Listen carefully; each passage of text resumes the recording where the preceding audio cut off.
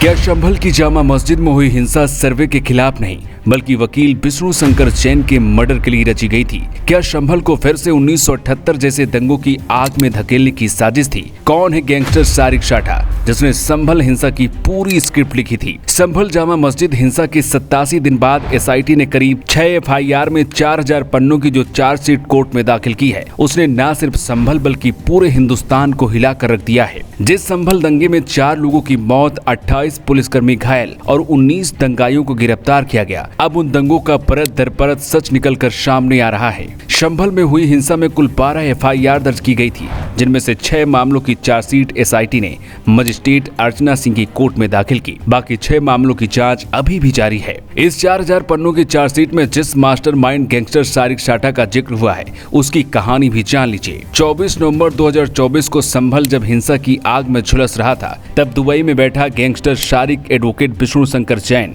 और उनके साथियों की हत्या की प्लानिंग कर चुका था और इसके लिए दंगों से पहले हथियार जुटाए गए, प्लानिंग की गई और उस प्लानिंग को एग्जीक्यूट कराने के लिए संभल में बड़े पैमाने पर दंगे हुए। सिर्फ सारिक ही नहीं, इसमें कई बड़े नेता भी शामिल थे जिनकी जांच अभी जारी है। संभल में जितना बड़ा दंगा हुआ, उससे भी बड़ा दंगा कराने की साजिश थी।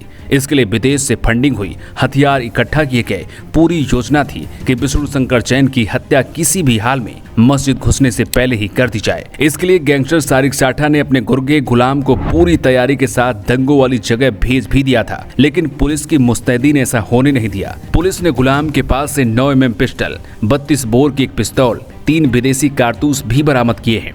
अगर उस दिन सारिक शाठा अपने मंसूबों में कामयाब हो जाता तो आज पूरे देश में दंगे भड़क चुके होते और सैकड़ों लोगों की जान जा चुकी होती। ये तस्वीरें गवाही दे रही कि उस दिन कैसे संभल को दंगों की आग में जलाने की साजिश की गई और कैसे मुस्लिम कट्टरपंथियों ने अचानक हमला बोला था। करीब 3 घंटों तक लोगों ने पुलिस पर पत्थर बरसाए। सीओ अनुज चौधरी और एसपी के पीआरओ के पैर पर गोली लगी। एसपी समेत 15 पुलिसकर्मी घायल हुए। संभल में हुई हिंसा की जांच में इस बात के भी सबूत मिले हैं कि संभल में कई मुस्लिमों के बैंक अकाउंट्स में संदिग्ध पैसे का लेन देन भी हुआ है। माना जा रहा है कि पैसा हिंसा फैलाने के लिए दिया गया होगा और ये पैसा किसी और ने नहीं, सारिक शाठा ने ही दिया होगा।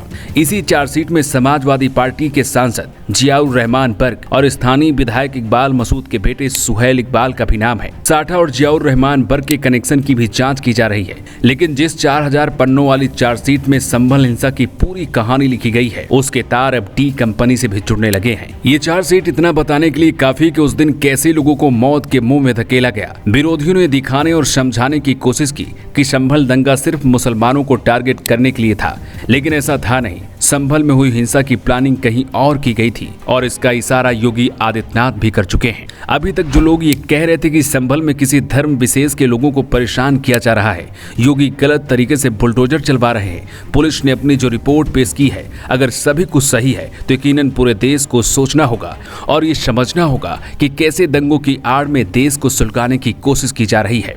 अगर योगी आदित्यनाथ संभल हिंसा पर इतना बड़ा एक्शन नहीं लेते तो आज शायद नुकसान कई गुना और भी ज्यादा होता। वैसे संभल हिंसा को लेकर आप क्या सोचते हैं? आप अपनी राय कमेंट बॉक्स में लिखकर हमें बता सकते हैं। Bureau report, new times.